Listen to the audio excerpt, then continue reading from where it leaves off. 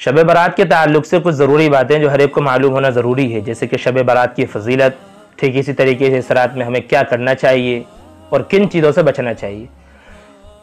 इन बातों से पहले एक बात याद रखें कि इसे शब बारात कहते हैं, शब कद्र नहीं। बहुत से साथी इसको शब कद्र कहते हैं। ये शब बारात है। शब कद्र वो होती है जो रमज़ानुल मुबारक में आती है। तो 15 शाबान को जो आती है वो शब बारात है। वो शब बारात का मतलब है बराअत की रात, माफ़ी की रात। और ये कोई त्यौहार भी नहीं है कि इसको मनाया जाए, खूब बच्चे नए नए कपड़े पहने जाएं, या ऐसे ही हलवे वगैरह बनाने का जो रिवाज है, हलवे बनाते हैं। और उसमें यह भी कहा जाता है कि आप सल्लल्लाहु अलैहि वसल्लम के दंदान मुबारक शहीद हो गए थे इसमें, तो आप सल्लल्लाहु अलैहि वसल्लम ने नर्म खाना बनाने का हुक्म दिया गया था, आपको नर्म खाना तैयार किया गया था, इसलिए आपने हलवा बनाया। ये सिरे से गलत बात है।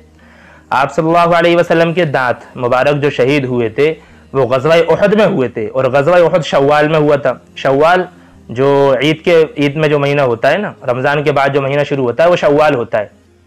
तो कहाँ शव्वाल और कहाँ शाबान, इसलिए कोई जोड़ नहीं है।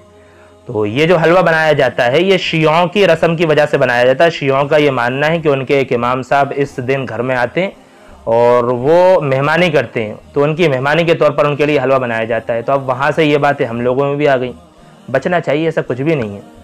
बस ये है कि ये एक फजीलत वाली रात है। इस रात में कोई ख़ास इबादत मनकूल नहीं है।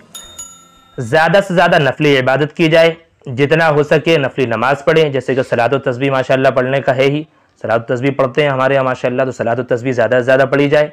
लेकिन इसमें इस बात का ख्याल रहे कि जमात से ना हो, जमात से पढ़ना मकरूह है।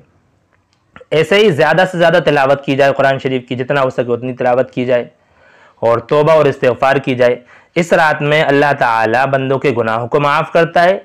ठीक इसी तरीके से आइंदा आने वाला जो साल है, उस साल का जो फैसला मुक़द्दर हो चुका है उसकी तजदीद होती है, उसका रिनोवेशन होता है, दोबारा उसको देखा जाता है, नज़र सानी हम कह सकते हैं, वो किया जाता है।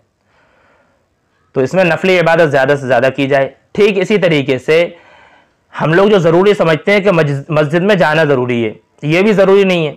आप चाहें तो मस्जिद में जाकर के इबादत कर लें और चाहे तो घर में रह कर के इबादत कर लें। मस्जिद में जाना ज़रूरी नहीं है। ठीक ऐसे ही कब्रस्तान जाना भी ज़रूरी नहीं है। अगर मौका मिले तो बग़ैर ज़रूरी समझे आप जा सकते हैं। वहाँ पर आप कुरान शरीफ ईसाल सवाब के लिए कुरान शरीफ पढ़ सकते हैं, या और भी जो दुआएं हैं वो पढ़ सकते हैं, आप उनके लिए दुआ कर सकते हैं।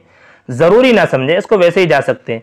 ठीक इसी तरीके से आप घर में रहकर भी उन अपने जो मय्यत रिश्तेदार हैं जो चले गए हैं उनके लिए घर पे रहकर भी आप ईसाल सवाब कर सकते हैं। अल्लाह ताला वैसे ही सवाब देगा जैसे कि कब्रस्तान में जाकर के पढ़ने पर सवाब देता है। ऐसे ही दिन का रोज़े का जो मसला है, रोज़ा रखना ना तो फ़र्ज़ है ना वाजिब है, बल्कि इसकी ज़्यादा से ज़्यादा हैसियत मुस्तहब है। तो रोज़ा रख लेना अच्छी बात है, लेकिन अगर कोई शख्स रोज़ा ना रखे तो फिर उसको मलामत भी नहीं करना चाहिए, क्योंकि रोज़ा रखना ज़रूरी नहीं है। रख ले तो बहुत अच्छी चीज़ है।